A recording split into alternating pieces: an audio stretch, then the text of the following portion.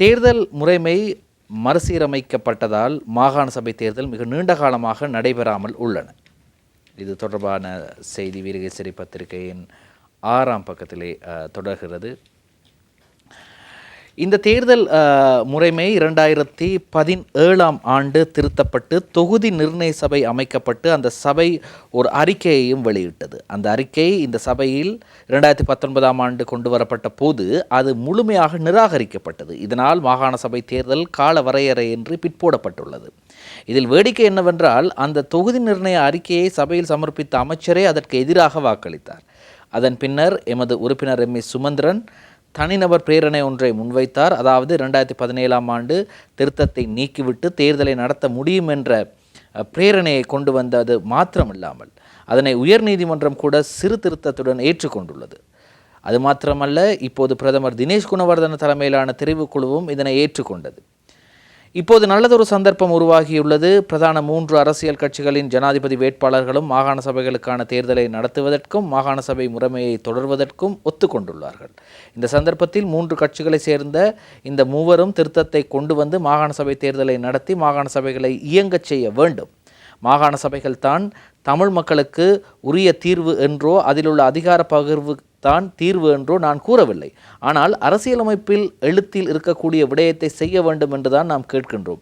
இதனை செய்வதன் மூலம் சிறிதளவாவது அதிகார பரவலாக்கம் கொடுக்கப்பட வேண்டும் என்ற விடயங்கள் பேசப்படும். ஆகவே இருப்பதையும் இல்லாமலாக்கிவிட்டு பழையபடி முதலிலிருந்து ஆரம்பிக்க முடியாது. ஆகவே இந்த மாகாண சபை முறைமையை அமுல்படுத்த தற்போது நல்ல சந்தர்ப்பம் ஏற்பட்டுள்ளது. இதனை செய்ய வேண்டும் என்று பிளாட் தலைவரும் பாராளுமன்ற உறுப்பினருமான தர்மலிங்கம் சித்தார்த்தன் அவர்கள் பாராளுமன்றத்திலே கூறினார்.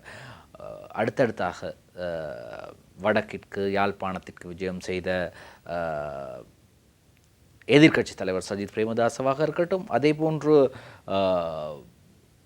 தேசிய மக்கள் சக்தியின் தலைவரும் பாராளுமன்ற உறுப்பினருமாகிய அனுரகுமார திசாநாயக்கவும் யாழ்ப்பாணத்தில் சென்று அல்லது வடக்கிற்கு சென்று இதையே தான் கூறினார்கள். நாங்கள் 13ஐ அமுல்படுத்துவேன், கண்டிப்பாக அமுல்படுத்துவேன் என்று எதிர்க்கட்சி தலைவர் சஜித் பிரேமதாஸ் அவர்கள் கூறும்போது அதே கட்சியை சேர்ந்த பாராளுமன்ற உறுப்பினர் எரான் விக்ரம் ரட்ன குறிப்பிட்டார், போலீஸ் மற்றும் காணி அதிகாரங்களுடன் இந்த சட்டம் அமுல்படுத்தப்படும் அல்லது 13வது திருத்தம் அமுல்படுத்தப்படும் என்று கூறினார். இப்படி இருக்கும்போது அனுரகுமார திசாநாயக்கவும் இதே கூறிய காரணத்தினால் மாகாண சபை முறைமையை அமுல்படுத்த நல்ல சந்தர்ப்பம் கிடைத்திருப்பதாக சித்தார்த்தன் குறிப்பிடுகின்றார். பார்ப்போம், பொறுத்திருந்து பார்ப்போம். அடுத்ததாக உங்களுக்கு தெரியும், நேற்றைய தினம் ஒரு தீர்ப்பு வெளியாகியிருந்தது. இந்த பாலின சட்டமூலம் தொடர்பான தீர்ப்பு. அந்த தீர்ப்பை நீதிமன்றம் விடுத்திருந்தது. எனவே அந்த தீர்ப்புக்கு எதிராக ஒரு தெரிவுக்குழுவை அமைக்கப் போவதாகவும் நேற்று முன்தினம் காலை பாராளுமன்றத்தில் வைத்து ஜனாதிபதி ரணில் விக்ரமசிங்க அவர்கள் தெரிவித்தார், ஒரு தெரிவுக்குழுவை அமைக்கப் போவதாகவும். எனவே இந்த விடயம் தற்போது பாராளுமன்றத்தில் மட்டுமில்லாமல் பாராளுமன்றத்தில் வெளியேயும் பேசும் பொருளாக மாறியிருக்கிறது. ஆகவேதான் இன்றைய தினக்குரல் பத்திரிகையின் பிரதான தலைப்புச் செய்தியாக நீதியரசர்கள் ஓய்வு பெற்றதன் பின்னர் உயர் நீதிமன்றத்தை மூட வேண்டி வரும். இது வேறு யாரும் சொல்லல, ஒரு பாராளுமன்ற உறுப்பினரோ அல்லது வேறு ஒரு துறைக்கு பொறுப்பான அமைச்சரோ சொல்லவில்லை, நீதி அமைச்சரே சொல்கின்றார். நீதி அமைச்சர் விஜயதாச ராஜபக்ச கடும் எச்சரிக்கை விடுத்திருக்கின்றார். அது மட்டுமில்லாமல் இந்த அரசியல் கட்சிகளுக்கு நீதிமன்ற தீர்ப்புகள் வழங்கப்பட்டு வருகின்றன. அந்த விதத்திலே 14 தடை உத்தரவுகள் ஒரு கட்சிக்கு மட்டும் வழங்கப்பட்டிருக்கின்றது, அது ஸ்ரீலங்கா சுதந்திர கட்சிக்கு. இப்படி இருக்கும்போது நீதி அமைச்சர் விஜயதாச ராஜபக்ச இவ்வாறான ஒரு விடயத்தை தெரிவிக்கின்றார். இன்றைய வீரகேசரி பத்திரிகையில் வெளியாக இருக்கின்றது. கொழும்பு மாவட்ட நீதிமன்றிடம் கட்சிகளை ஒப்படைக்க வேண்டும், கட்சி தலைவர் பதவியை நீதிவானுக்கு வழங்க வேண்டும், நீதி அமைச்சர் விஜயதாச ராஜபக்ச என்ற செய்தி வெளியாக இருக்கின்றது. அதாவது சட்டவிரோதமான முறையில் மின் மற்றும் நீர் விநியோகத்தை பெற்றுக்கொண்ட நீதிவான், போதைப்பொருள் பாவனையாளர்களுக்கு சாதகமாக செயற்படும் நீதிபதிகள் ஆகியோருக்கு எதிராக நடவடிக்கை எடுக்குமாறு நீதி சேவைகள் ஆணைக்குழுவுக்கு எழுத்து மூலமாக அறிவித்தும் இதுவரை உரிய நடவடிக்கை எடுக்கவில்லை. ஆணைக்குழு முறையாக செயற்படாத காரணத்தினால் மக்களிடம் உண்மையை குறிப்பிடுகின்றேன்.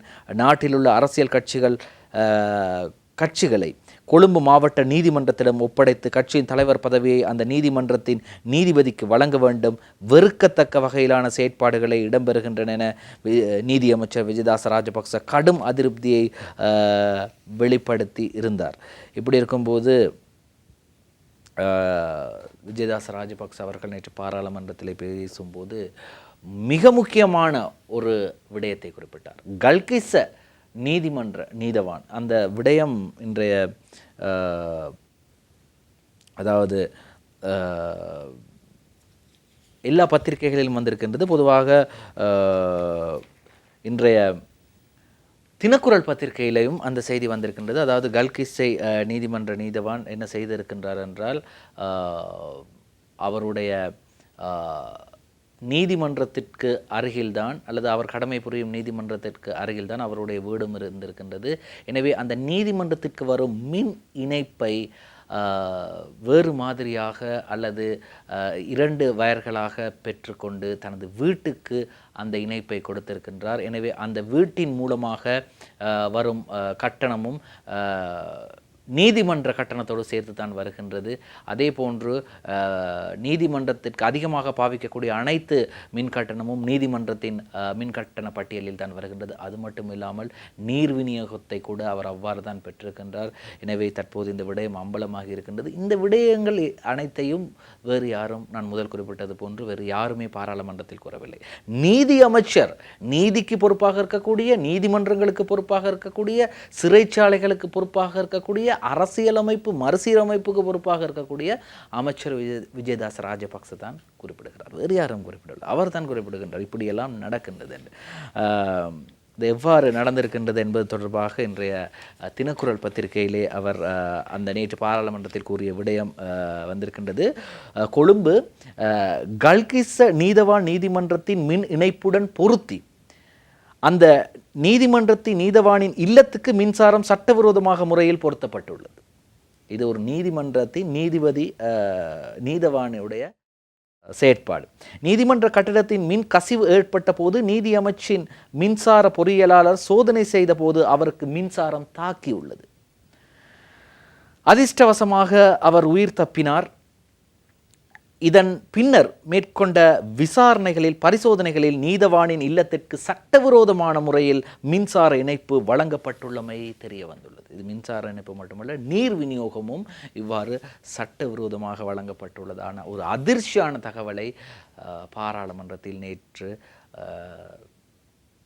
நீதி அமைச்சர் விஜயதாச ராஜபக்ச தெரிவிக்கின்றார். இது எப்படியோ நீதித்துறைக்கு பெரும் ஒரு சவாலான ஒரு காலகட்டமாக இந்த காலகட்டம் மாறிக்கொண்டு வருகிறது. இது எப்படியோ நாங்களும் பொறுத்திருந்து பார்ப்போம் அடுத்து என்னதான் நடக்கப் போகின்றது என்று. அதாவது இப்படி ஒரு விடயமும் நடக்கின்றதாம், அதாவது நடக்கப் போகின்றதாம். அந்த செய்தி வீரகேசரி பத்திரிகையில் ஒரு சிறிய செய்தியாக வந்திருந்தாலும் கூட தினக்குரல் பத்திரிகையில் அடையாளம் காணப்பட்ட அல்லது விரைவிலே அதை பார்த்தவுடன் அடையாளம் காணக்கூடிய ஒரு செய்தியாக பளீரென்று வந்திருக்கின்றது. ஜனாதிபதியின் பதவிக்காலத்தை 6 வருடம் நீடிக்க ரணில் முயற்சி, எதிர்காலத்தில் ஆபத்தானதாக மாறலாம் சுமந்திரன் சொல்கிறாரு. இது இன்றைய தினக்குரல் பத்திரிகையின் முன்பக்கத்திலே முக்கியமான செய்தியாக வந்திருக்கின்றது. அதோடு சம்பந்தப்பட்ட செய்தி தான் இன்றைய வீரகேசரியிலும் வந்திருக்கின்றது.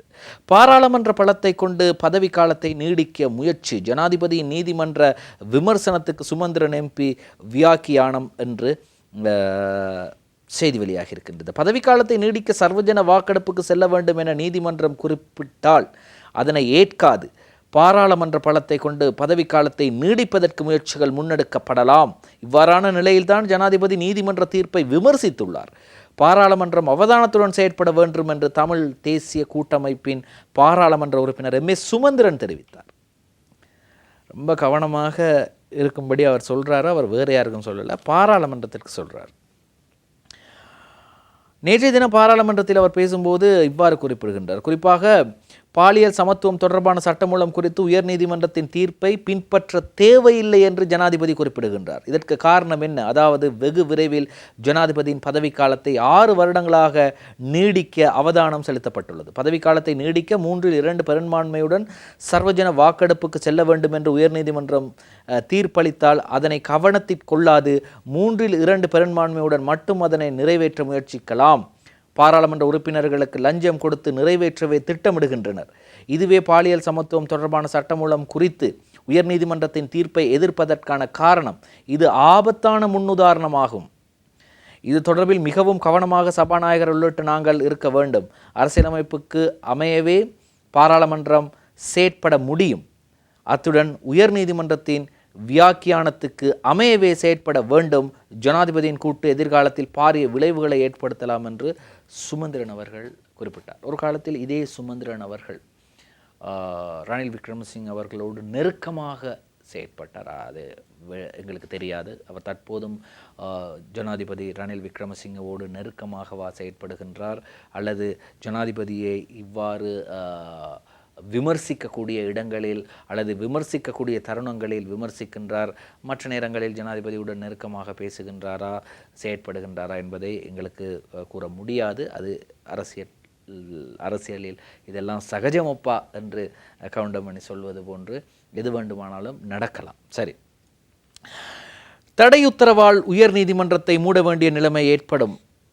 அரசியலமைப்பு பேரவை பொறுப்புடன் செயற்பட வேண்டும். சபையில் நீதியமைச்சர் வலியுறுத்தல். இதே செய்திதான் இன்றைய தினக்குரலின் பிரதான செய்தியாக வந்திருக்கின்றது. எனவே நாங்கள் வீரகேசரி பத்திரிகையை எடுத்துக்கொள்கின்றோம். உயர் நீதிமன்றத்தின் தடை உத்தரவால் நீதியரசர்கள் ஓய்வு பெற்றதன் பின்னர் உயர் நீதிமன்றத்தை மூட வேண்டிய நிலைமை ஏற்படும்.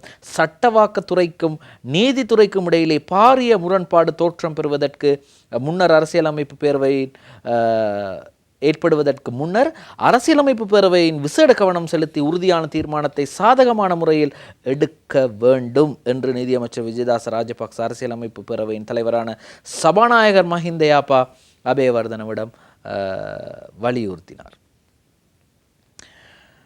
இப்படி இருக்கும்போது நீதித்துறை புனிதமானது. முத்துறைகளின் செயற்பாடுகளால் தான் நாட்டில் ஜனநாயகம் பாதுகாக்கப்பட்டுள்ளது. முத்துறைகளில் சட்டவாக்கத்துறைக்கு பாரிய பொறுப்பு காணப்படுகின்றது. அதற்கு அரசியலமைப்பின் ஊடாக சுயாதீனம் வழங்கப்பட்டுள்ளது. நீதிமன்றமும் சுயாதீனமாகவே செயற்படுகின்றது, எவருக்கும் கட்டுப்படவில்லை. நாட்டு மக்கள் இறைவனிடம் தமது பிரச்சனைகளை முன்வைத்து அதற்கு தீர்வு கிடைக்காத காரணத்தால் தான் நீதிமன்றத்தை நாடுகின்றார்கள். நீதிமன்றத்திற்கு செல்லும் அனைவரது வழக்குகளும் அவரவருக்கு முக்கியமானவை. பாராளுமன்ற உறுப்பினர் தாசிரி ஜெயசேகர உயர்நீதிமன்ற பிறப்பித்த இடைக்கால தடை உத்தரவை பற்றி குறிப்பிட்டிருந்தார். பிரதம நீதியரசர் தவிர்ந்த உயர்நீதிமன்ற நீதியரசர்களின் நியமனத்திற்கு உயர்நீதிமன்றம் இடைக்கால தடை உத்தரவை பிறப்பித்துள்ளது. அதாவது பிரதம நீதியரசர் தவிர்ந்த உயர்நீதிமன்ற நீதியரசர்களின் நியமனங்களுக்கு பிரதம நீதியரசருக்கு தனியாக விசாரணைகளை மேற்கொள்ள முடியாது. குறைந்தபட்சம் 2 நீதியரசர்களாவது இருக்க வேண்டும். புதிய நியமனங்கள் வழங்காமல் தற்போதைய நீதியரசர்கள் ஓய்வு பெற்றதன் பின்னர் உயர் நீதிமன்றத்தை மூடும் நிலைமை ஏற்படும் என்பது ஏற்றுக்கொள்கின்றேன். அதாவது குறிப்பிடப்படுவதை அவர் ஏற்றுக்கொள்கின்றார். கண்டிப்பாக புதிய நீதியரசர்கள் இல்லாவிட்டால் நீதிமன்றத்தின் உயர் நீதிமன்றத்தை மூட வேண்டிய ஒரு கட்டாயம் வரும் என்றுதான் அவர் கூறுகின்றார். வந்துவிட்டதாக இல்லை, வரும் என்றுதான் கூறுகின்றார். இந்த தடை உத்தரவை உயர் நீதிமன்றமே பிறப்பித்தது. இதற்கு காரணம் என்ன? தங்களின் தலைமையிலான, அதாவது சபாநாயகரை நோக்கி அரசியலமைப்பு பேரவை மேல் நீதிமன்றத்தின் தலைவர் நீதியரசர் பந்துல கருணாரத்னவின் பதவி உயர்வுக்கு அனுமதி வழங்கவில்லை, பழிவாங்க வேண்டும் என்பதற்காகவே நிறைவேற்றுத்துறை, சட்டவாக்கத்துறை ஆகியவற்றை உள்ளடக்கிய அரசியலமைப்பு பேரவைக்கு எதிராக உயர்நீதிமன்றம் இடைக்கால தடை உத்தரவை பிறப்பித்துள்ளது என்றும் நீதியமைச்சர் விஜயதாச ராஜபக்ச தெரிவிக்கிறார். இன்னும் ஒரு காரணமும் இருக்கலாம். அதாவது இந்த விஜயதாச ராஜபக்ச அவர்களும் மைத்ரிபால சிறிசேன அவர்களது தரப்பால் அவர் ஸ்ரீலங்கா சுதந்திர கட்சியின் பதில் தலைவராக நியமிக்கப்பட்டார். அதற்கு நீதிமன்றம் தடை உத்தரவு பிறப்பித்தது. அதே போன்று அவர் பதவியில் தொடர முடியாது என்று தடை உத்தரவு பிறப்பித்தது. அது மட்டும் இல்லாமல் சந்திரிகா பண்டாரநாயக்க குமாரதுங்க அவர்கள் தாக்கல் செய்த மனுவை ஏற்றுக்கொண்டு அந்த மனுவுக்கு எதிராக, அந்த மனுவுக்கு ஆதரவாக அல்லது அந்த மனுவுக்கு சார்பாக முன்னாள் ஜனாதிபதி மைத்ரிபால சிறிசேனவை எதிர்வரும் ஆகஸ்ட் மாதம் வரை தலைவராக செயற்படுவதற்கு தடை உத்தரவு பிறப்பித்துள்ளது. இவை எல்லாவற்றையும் கருத்தில் கொண்டு சில நேரங்களில் நீதித்துறை மீது இருக்கும் நீதி அமைச்சரின் நம்பிக்கை குறைந்திருக்கலாம். அது எங்களுக்கு திட்டவட்டமாக சரியான காரணங்களோடு கூற முடியாவிட்டாலும் கூட இப்படியும் இருக்கலாம் என்றுதான் தோன்றுகின்றது. என்னென்றால் பத்திரிகைகளிலும் செய்திகளிலும் ஊடகங்களிலும் நடக்கும் செயற்பாடுகளிலும் பார்க்கும்போது மாற்றங்கள் எங்களுக்கும் தோன்றலாம். இப்படி மாற்றங்கள் நடந்திருக்கலாம், இப்படியும் பேசியிருக்கலாம், இப்படியெல்லாம் ஊகங்கள் தான். சரி, இப்படி இருக்கும்போது ஜனாதிபதி ரணில் விக்ரமசிங்க அவர்கள் கொழும்பு BMICH பண்டாரநாயக்க ஞாபகார்த்த சர்வதேச மாநாட்டு மண்டபத்திலே இடம்பெற்று வரும் கண்காட்சி ஒன்றை திறந்து வைத்து நேற்றைய தினம் அங்கே சென்றிருந்தார். பார்க்கலாம். இலங்கையில் முதன்முறையாக ஒழுங்கு செய்யப்பட்டுள்ள சர்வதேச கைத்தொழில் கண்காட்சி 2024 நேற்று புதன்கிழமை கொழும்பில் ஆரம்பமானது. இதில் பிரதம அதிதியாக கலந்து கொண்ட ஜனாதிபதி ரணில் விக்ரமசிங்க புதிய முச்சக்கர வண்டி ஒன்றை பார்வையிட்ட போது எடுத்த படம் என்று ஒரு படம் வெளியாக இருக்கின்றது. அந்த முச்சக்கர வண்டி தொடர்பாக ஜனாதிபதி கேட்டறிகிறார். பொருளாதாரம் தொடர்பாக நேற்றைய தினம் ஜனாதிபதி அங்கே பல விடயங்களை பேசியிருந்தார். எதிர்காலத்தில் நாங்கள் ஒரு இலக்கை அடைய வேண்டுமென்றால் எங்களுடைய பொருளாதாரத்திலே உள்நாட்டிலே நாங்கள் உற்பத்திகளை அதிகரிக்க வேண்டும். இறக்குமதியில் நாங்கள் கவனம் செலுத்தும் அதே நேரத்தில் ஏற்றுமதிகளிலும் அதேபோன்று உள்நாட்டு தயாரிப்புகளிலும் நாங்கள் மிக முக்கிய கவனம் செலுத்தினால் மாத்திரமே எங்களுக்கு இலக்கை அடைய முடியும். ஆனால் இப்பொழுது எங்களுக்கு ஒரு சாதகமான ஒரு நிம்மதி இருக்கின்றது. என்னவென்றால் கடன் வழங்கிய நாடுகளோடு நாங்கள் ஒப்பந்தத்தை மேற்கொள்ள இருக்கின்றோம். அந்த கடனை நாங்கள் பிந்தி செலுத்துவதற்கு அல்லது தாமதமாக செலுத்துவதற்கு அல்லது வட்டியை கூட தாமதமாக செலுத்துவதற்கு நாங்கள் பேசிக்கொண்டிருக்கின்றோம். எனவே இது எங்களுக்கு தற்போது கிடைத்த ஓரளவான ஒரு நிம்மதியாக இருப்பதாகவும் ஜனாதிபதி நேற்றைய தினம் பேசியிருந்தார். சரி, இப்படி இருக்கும்போது தீவிர அரசியலிலிருந்து அடுத்த தேர்தலில் மஹிந்த ஓய்வு. தீவிர அரசியலில் இருந்து ஓய்வு, அடுத்த தேர்தலில் மஹிந்த இல்லை. அடுத்த தேர்தல் என்று சொன்னால் ஜனாதிபதி தேர்தலாக இருக்க முடியாது. ஏனென்றால் அவர் எப்படியுமே ஜனாதிபதி தேர்தலில் போட்டியிட மாட்டார். போட்டியிடுவதும் சட்ட சிக்கல்கள் இருக்கின்றது. ஆனால் அடுத்த தேர்தலில் என்றால் பொது தேர்தலாகத்தான் இருக்கும். கடந்த தேர்தலிலே அவர் குர்நாகல மாவட்டத்தில் போட்டியிட்டார். குர்நாகல மாவட்டத்திலிருந்து போட்டியிட்டு வெற்றி பெற்று பாராளுமன்றம் வந்தார். ஆனால் இனி வரும் தேர்தல்களில் அவர் போட்டியிட மாட்டார். அடுத்த தேர்தலில் மஹிந்த இல்லை என்றுதான் அந்த செய்தி இன்றைய தினக்குரல் பத்திரிகையிலே வெளியாகி இருக்கின்றது. சரி, இப்படி இருக்கும்போது அடுத்ததாக மற்றும் ஒரு செய்தியை பார்க்கின்றோம். ஐக்கிய தேசிய கட்சி பல மாநாடுகளை நடத்துகின்றது. ஐக்கிய தேசிய கட்சியின் மாநாடுகள் எல்லாம் பிரம்மாண்டமாக இருக்கின்றது. நிறைய ஆதரவாளர்கள் எப்படி வருகின்றார்கள் என்று எங்களுக்கு சொல்ல முடியாது. ஆனால் பிரம்மாண்டமாக இருக்கின்றது. இந்த பிரம்மாண்டத்திற்கு பின்னணியில் அவர்களுக்கு எப்படி இவ்வளவு பணம் கிடைக்கின்றது, எங்கிருந்து பணம் வருகின்றது என்ற ஒரு கேள்வி இருக்கின்றது. இப்போ பொதுஜன பெரமுனவை எடுத்துக்கொண்டால் அந்த பொதுஜன பெரமுனவில் இருக்கக்கூடிய பாராளுமன்ற உறுப்பினர்கள் கிட்டத்தட்ட 140க்கு அதிகமான பாராளுமன்ற உறுப்பினர்கள் அவர்களோடு இருந்தார்கள். ஆனால் இப்பொழுது இல்லை. எனவே கட்சியின் கொள்கை அடிப்படையில் கட்சிக்கான ஒரு தொகுதி பணத்தை அவர்கள் மாதாந்தம் அதற்கு செலுத்த வேண்டும். எனவே அப்படி இருக்கும்போது அவர்களுக்கான பணம் வருகின்றதற்கான ஒரு வாய்ப்பு இருக்கிறது. ஆனால் ஐக்கிய தேசிய கட்சிக்கு எவ்வாறு பணம் வருகின்றது, இந்த யோசனை எனக்கு வரவில்லை. பாராளுமன்ற உறுப்பினர் விஜித ஹேரத்துக்கு வந்திருக்கிறது. ஜனாதிபதிக்கான நிதியில் ஐக்கிய தேசிய கட்சி இயங்குகிறது. விஜித ஹேரத் சபையில் குற்றச்சாட்டு. ஜனாதிபதிக்கான நிதி ஒதுக்கீட்டில் ஐக்கிய தேசிய கட்சி இயங்குகின்றது. கட்சியின் தேர்தல் செலவுகளுக்காக ஜனாதிபதிக்கான நிதி ஒதுக்கீட்டின் கீழ் மேலும் 875 கோடி ரூபாய் ஒதுக்கப்பட்டுள்ளது. இது ஜனாதிபதிக்காக ஒதுக்கப்பட்டுள்ளது. தேர்தல் இடம்பெறவுள்ள நிலையில் தெரிவு செய்யப்பட்ட பாராளுமன்ற உறுப்பினர்களுக்கு மாத்திரம் அபிவிருத்திகளுக்காக நிதி ஒதுக்கப்படுகின்றது. இதுவும் ஒரு வகையிலான லஞ்சமே என தேசிய மக்கள் சக்தியின் பாராளுமன்ற உறுப்பினர் விஜித ஹேரத் தெரிவிக்கிறார். ஜனாதிபதிக்கான ஒதுக்கீட்டு சட்ட மறுசீரமைப்பு முன்வைக்கப்பட்டுள்ளது. அதில் கிராமங்களில் அபிவிருத்தி மற்றும் வீதிகளின் புனரமைப்புக்காக நிதி ஒதுக்கப்படுவதாக கூறப்பட்டுள்ளது. அப்படி என்றால் அதனை ஜனாதிபதியின் கீழ் மாற்ற வேண்டிய அவசியம் இல்லையே. வீதி அபிவிருத்தி மற்றும் உள்ளூராட்சி அமைச்சின் விடயதானத்திற்குள் உள்ளடக்கி இருக்க வேண்டும். ஆனால் ஜனாதிபதியின் விடயதானத்திற்குள் கொண்டு வரப்பட்டுள்ளது. இது தேர்தலை இலக்காக கொண்டே செய்யப்படுகின்றது. இப்போ பாதைகள் தொடர்பான விடயங்களாக இருக்கட்டும், பிரதேச அபிவிருத்தியாக இருக்கட்டும், அந்த உள்ளூராட்சி அமைச்சுகளுக்கு தான் அந்த நிதி ஒதுக்கப்பட வேண்டும். ஆனால் ஜனாதிபதிக்கு ஏன் ஒதுக்கப்பட்டது என்ற கேள்வியை விஜித ஹேரத் கேட்குறார். இது நாங்கள் கேட்கல, விஜித ஹேரத் கேட்குறாரு. இப்படி இருக்கும்போது இவருட குறை நிரப்பு மதிப்பீடாக 875 கோடி ரூபா ஒதுக்கீடு என்ற செய்தியும் வீரகேசரி பத்திரிகையிலே வெளியாகி இருக்கின்றது. ஜனாதிபதி ரணில் விக்ரமசிங்க தலைமையிலான அரசாங்கத்தினால் 2024 ஆண்டுக்கான குறை நிரப்பு மதிப்பீடாக 875 கோடி ரூபாய் ஒதுக்கப்பட்டுள்ளது. பாராளுமன்றத்தில் நேற்று புதன்கிழமை அரசு தரப்பு பிரதம கொறடாவும் அமைச்சருமான பிரசன்ன ரணதுங்கவினால் சபையில் சமர்ப்பிக்கப்பட்ட குறை நிரப்பு மதிப்பீட்டில் இத்தொகை குறிப்பிடப்பட்டுள்ளது. இன்னும் நிறைய செய்திகள் இருக்கின்றது. அந்த செய்திகள் அனைத்தையும் பார்ப்பதற்கு முதல் ஸ்டார் தமிழின் நம் நாடு நிகழ்ச்சியில் ஒரு சிறு விளம்பர இடைவேளை. நம் நாடு தொடர்கிறது. இந்த தோட்ட தொழிலாளர்களுக்கு நாளாந்தம் வழங்கப்பட வேண்டிய 1700 ரூபாய் சம்பளத்தை வழங்க மாட்டோம் என்று இந்த தோட்ட முதலாளிமார் சம்மேளனம் அல்லது தோட்ட நிர்வாகங்கள் சொல்கின்றது. என்ன செய்ய போகின்றீர்கள்? செய்வதற்கு ஒன்றுமில்லை. நாங்களும் நீங்களும், அதாவது ஜீவன் தொண்டமான் சொல்கிறார், நாங்களும் நீங்களும் என்று சொல்வது ஆளும் கட்சியும் எதிர்கட்சியும் சேர்ந்து இதற்கு ஒரு நடவடிக்கை எடுப்போம், ஒன்று சேருங்கள். 1700 ரூபாய் சம்பளத்துக்கு ஒன்றிணையுங்கள். அமைச்சர் ஜீவன் சபையில் கோரிக்கை. தோட்ட தொழிலாளர்களுக்கு 1700 ரூபாய் சம்பளத்தை பெற்றுக் கொடுப்பதற்கு ஆளும் எதிர்க்கட்சிகளை சேர்ந்த அனைவரும் ஒன்றிணைந்து நடவடிக்கை எடுக்க வேண்டும் என்று அமைச்சர் ஜீவன் தொண்டமான் சபையில் வலியுறுத்தினார். பாராளுமன்றத்தில் நேற்று புதன்கிழமை விசேட கூட்டம் ஒன்றை முன்வைத்து உரையாற்றுகையிலே அவர் இவ்வாறு தெரிவித்தார் என்று அந்த செய்தி தொடர்ந்து செல்கின்றது. அதே நேரத்தில் அவர் இன்னொரு விடயத்தையும் குறிப்பிடுகின்றார்.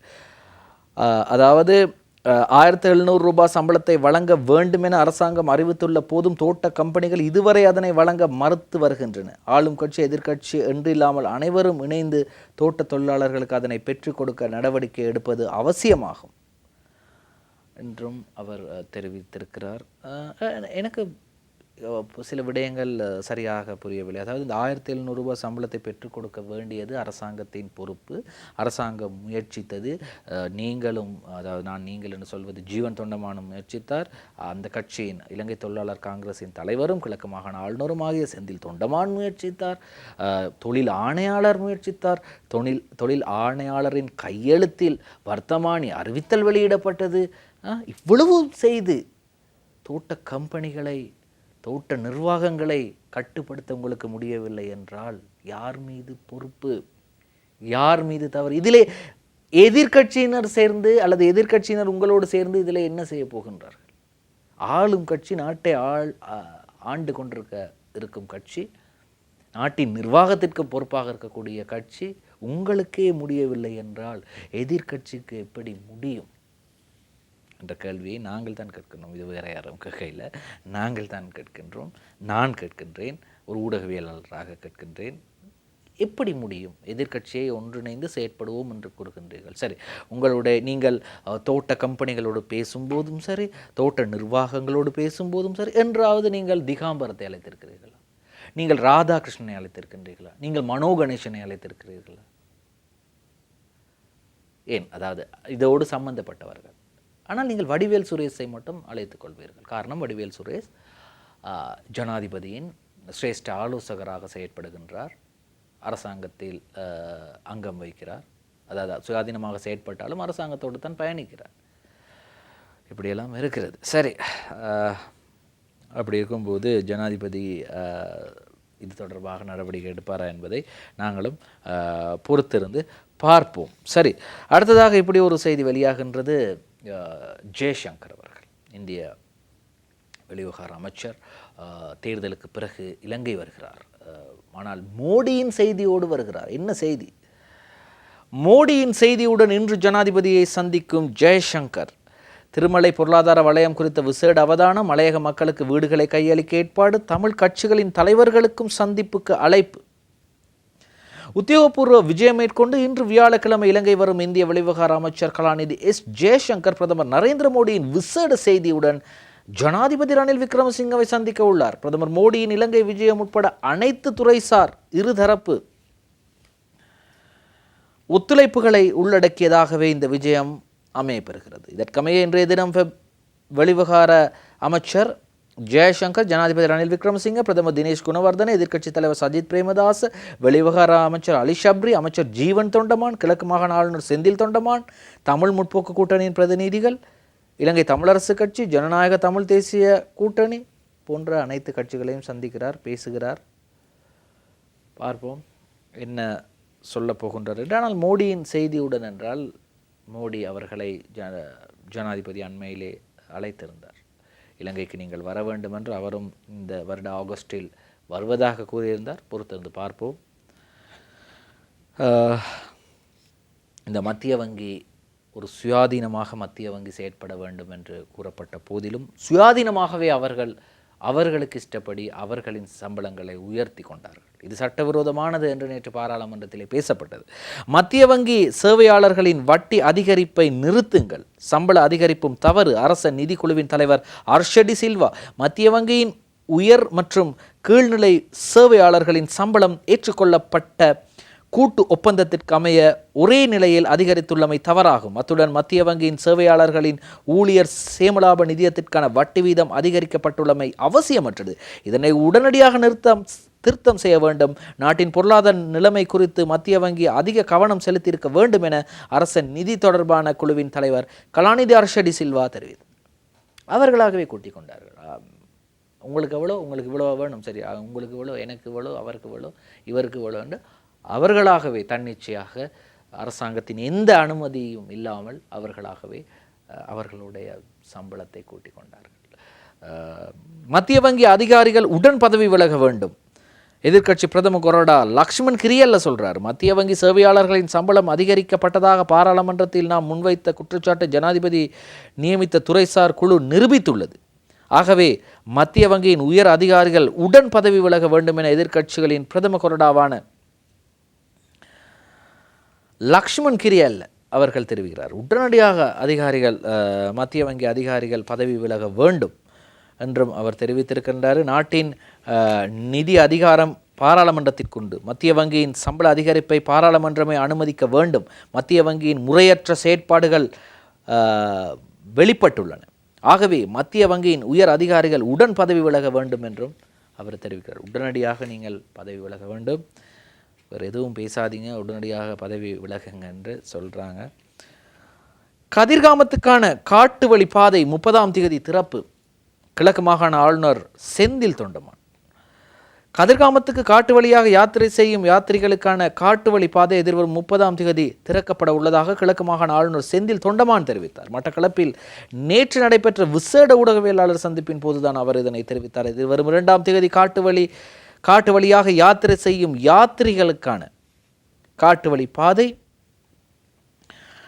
திறக்கப்பட போகின்றது. எனவே தீர்மானத்தை அம்பாறை அரசாங்க அதிபர் எடுத்திருந்த நிலையில் பக்தர்கள் விடுத்த வேண்டுகோளுக்கு அமைவாக எதிர்வரும் 30ஆம் தேதி காட்டு வழிபாதை திறக்கப்படும் என்றும் தெரிவித்திருக்கிறார். ரைட், அதுவும் யாத்திரிகளுக்கு ஒரு பயனுள்ள விடயமாக அமைய போகின்றது. சரி, இப்படி இருக்கும்போது வவுனியாவிலே நேற்று முன்தினம் ஒரு நிலநடுக்கம் ஏற்பட்டிருக்கின்றது. வவுனியாவில் நில அதிர்வு. வவுனியாவில் சில பிரதேசங்களில் நேற்று முன்தினம் செவ்வாய்க்கிழமை இரவு 11:01 மணி அளவிலே சிறிய அளவிலான நில அதிர்வு பதிவாகியுள்ளது. வவுனியாவிலிருந்து 23 கிலோமீட்டர் தொலைவில் மதவாச்சி கப்பட்டிகொல்லா, இரட்டை பெரிய குளம், கோவில் குளம் மற்றும் ஓமந்தை ஆகிய பகுதிகளில் இந்த நில அதிர்வு உணரப்பட்டுள்ளது. 2.3 மெக்னி யூனிட்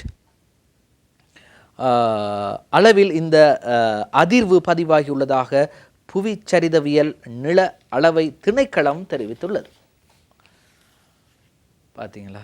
ஆனால் யாருக்கும் சேதங்கள் எதுவும் ஏற்படவில்லை. ஒரு சிறிய அதிர்வாகத்தான் இந்த அதிர்வு கருதப்படுகின்றது. இப்படி இருக்கும்போது இன்று வியாழக்கிழமைகளில் விடிவெள்ளி பத்திரிகை வெளியாகும். இன்று வெளியாக இருக்கின்றது. எனவே விடிவெள்ளி பத்திரிகையின் பிரதான தலைப்புச் செய்தியை பார்க்க போகிறோம். ஜாயிரா மாணவிகளுக்கு அநீதி இழைக்க வேண்டாம், பெறுபேறுகளை விரைவில் வெளியிடுங்கள் என சபையில் சஜித் கோரிக்கை. ஒரு சில தினங்களில் வெளியிட நடவடிக்கை என்கிறார் கல்வி அமைச்சர் சுசில். திருகோணமலை ஜாயிரா கல்லூரி மாணவர்களின் உயர்தர பரீட்சை பெறுபேறுகள் வெளியிடுவதை மேலும் தாமதப்படுத்தி அவர்களுக்கு அநீதி இழைக்க வேண்டாம் என கோரிக்கை விடுத்த எதிர்க்கட்சி தலைவர் சஜித் பிரேமதாச பெறுபேறுகளை விரைவில் வெளியிட நடவடிக்கை எடுக்குமாறு கல்வி அமைச்சரிடம் நேற்று சபையில் கோரிக்கை விடுத்தார். இதற்கு பதிலளித்த கல்வி அமைச்சர் குறிப்பிடுகின்றார், ஒரு சில தினங்களில் வெளியிட நடவடிக்கை எடுப்பேன் என்று குறிப்பிடுகின்றார். ஹஜ் யாத்திரைக்கு சென்ற 577 பேர் அதிக வெப்பநிலை காரணமாக உயிரிழந்திருக்கின்றார்கள். இலங்கை யாத்ரிகர் மக்காவில் மரணம். ஹஜ் கடமையை நிறைவேற்ற மக்காவிற்கு சென்ற இலங்கை யாத்ரிகர் ஒருவர் மக்காவில் உயிரிழந்துள்ளதாக இலங்கை முஸ்லிம் சமய மற்றும் கலாச்சார அலுவலர்கள் திணைக்களம் தெரிவித்துள்ளது. அக்கரைப்பற்று முஸ்லிம் மத்திய கல்லூரி வீதி பகுதியைச் சேர்ந்த 68 வயதுடைய செய்தியை பார்ப்போம். அவர் யார் என்று. 68 வயதுடைய ஆதம் லெப்பை அப்துல் கஃபூர் என்பவரே மாரடைப்பு காரணமாக மக்காவில் உயிரிழந்துள்ளதாக திணைக்களம் தெரிவித்துள்ளது. அவரது ஜனாசா புனித மக்காவின் அப்துல் ஹசீஸ் மருத்துவமனையில் வைக்கப்பட்டுள்ளது. அரஃபா மற்றும் மீனாவில் நிறைவேற்றப்பட வேண்டிய அஜ் கடமைகளை பூர்த்தி செய்த பின்னர் இறுதியாக அஜ்ஜுடைய தவ்ப்புக்காக மக்கா திரும்பிய நிலையிலேயே இவருடைய மரணம் சம்பவித்துள்ளது என்றும் அந்த செய்தியிலே குறிப்பிடப்படுகின்றது. சரி, இப்படி எல்லாம் இருக்கும்போது உங்களுக்கு தெரியும் பியூமி அன்சமாலி அவருடைய படங்களில் பார்த்திருப்பீர்கள், புகைப்படங்களில் சமூக வலைத்தளங்களில் அவரை பார்த்திருப்பீர்கள். திடீரென மிகப்பெரிய கோடீஸ்வரியாக இருக்கிறார் கடந்த 8 மாதங்களில். இப்படி கோடீஸ்வரி ஆகினார்? அப்படி இவருக்கு எப்படி சொத்துக்கள் கிடைத்தது என்று விசாரணைகள் நடைபெற்று வருகின்றது. 14 கோடிக்கு 14.8 கோடிக்கு கொழும்பு 7 வீடு ஒன்று வாங்கியிருக்கின்றார். எப்படி, இந்த காசு எங்கிருந்து வந்தது? அது மட்டும் இல்லாமல் முன்னாள் ஜனாதிபதி கோட்டாபே ராஜபக்சவுக்கு சொந்தமான ரேஞ்ச் ரோவர் ஒன்றை 8 கோடிக்கு வாங்கியிருக்கிறார். 8 கோடி காசு எங்கிருந்து வந்தது? கேள்விகள் எழுப்பப்படுகின்றது. இன்றைய பிரதான 2 சிங்கள பத்திரிகைகளில் பிரதான தலைப்புச் செய்தியாக வெளியாகி இருக்கின்றது. நாங்களும் பார்க்கலாம். லங்கா தீப பத்திரிகையில் மாச அட்டாக் கோட்டி பத்தினியாக் வெலா 8 மாதங்களில் கோடீஸ்வரியாகினார். பியூமிகே பேங்குகினும் தானமயாக் பரீட்சாவட்ட. பியூமியின் 19 வங்கி கணக்குகள் தற்போது பரிசோதனைக்குட்படுத்தப்பட்டிருக்கின்றது. கோட்டகே வாகனயாத் கோட்டி அட்டகட்ட அரான். கோட்டாபே ராஜபக்சவின் வாகனத்தை, ரேஞ்ச் ரோவர் வாகனத்தையும் 8 கோடிக்கு பெற்றிருக்கின்றார். தற்போது 8 வங்கிகளுக்கு நீதிமன்றத்தால் உத்தரவு பிறப்பிக்கப்பட்டுள்ளது. அவரது வங்கி கணக்குகளை சிஐடியிடம் கையளிக்குமாறு. சரியா? எப்படி காசு வந்துச்சு, எங்கேருந்து வந்துச்சு என்று தெரியாது. ஆனால் விசாரணைகள் ஆரம்பிக்கப்பட்டிருக்கின்றது. பார்ப்போம் எங்கேருந்து காசு வந்தது என்று அவங்க சொல்லத்தானே போகிறாங்க. சரி, பொறுத்திருந்து பார்ப்போம். அடுத்து இந்த 2-3 நாட்கள் விடுமுறை நாட்கள் வருகின்றது. நீங்கள் உங்களது சொந்த ஊருக்கு செல்வீர்கள். அப்படி இல்லை என்றால் நீங்கள் நண்பர்களது வீட்டுக்கு இப்படி எங்கேயாவது செல்வீர்கள், சுற்றுலா செல்வீர்கள். ஆனால் செல்லும்போது பஸ் வண்டிகளில், பேருந்துகளில் செல்லும்போது உங்களது பொதியை அல்லது பேக்கை உங்களிடமே வைத்திருங்கள். தற்போது பேக் திருடும் ஒரு புதிய ஒரு அணி அல்லது ஒரு கல்யாக் என்று சிங்களத்தில் சொல்லப்படுகின்ற ஒரு திருடர் கூட்டம் செயற்படுகின்றதாம். பாருங்கள், இன்றைய மௌபிமு பத்திரிகையில் வெளியாகி இருக்கின்றது.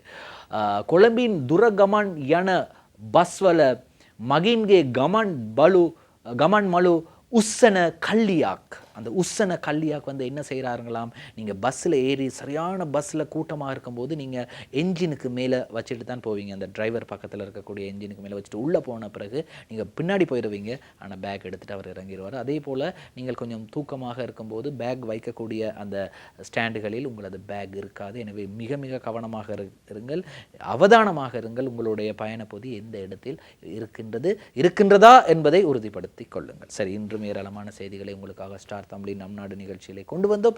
இன்றும் நம் நாடு நிகழ்ச்சியிலே தயாரிப்பில் கவின் சாந்த் உதவி இருந்தார். மற்றும் ஒரு ஸ்டார் தமிழின் நம் நாடு நிகழ்ச்சியில் உங்களை சந்திக்கும் வரை விடைபெறுகின்றோம். நன்றி, வணக்கம்.